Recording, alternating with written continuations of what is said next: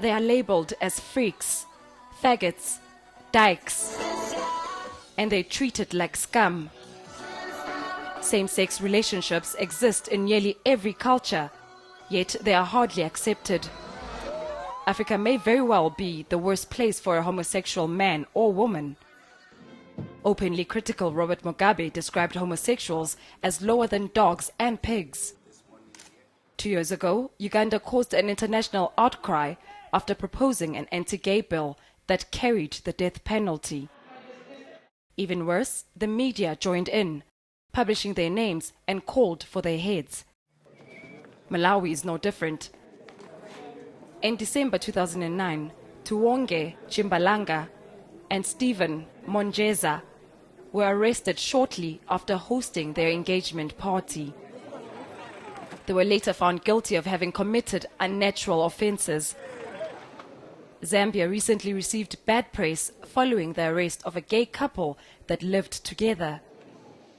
Weeks before that, gay rights activist Paul Kasonkomona was arrested and charged with soliciting for immoral purposes after appearing on a live television program where he spoke about gay rights.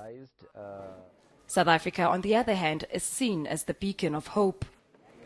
The Constitution has outlawed discrimination based on sexual orientation. But that all seems to be on paper. Last month, Patricia Mashego was beaten to death for being lesbian. In another incident, gay rights campaigner Tapelo Makutle was found with his throat slit. In an effort to fight this discrimination, the Gay and Lesbian Memory in Action has launched the Hear Us Out project. It's a website specifically developed for African gays, lesbians, bisexuals, and transgender people.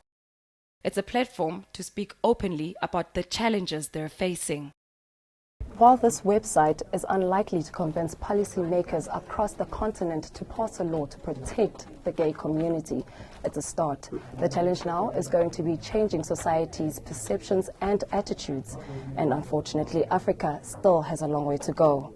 Lindiwe Sithole, Johannesburg. News that moves. eNCA.com.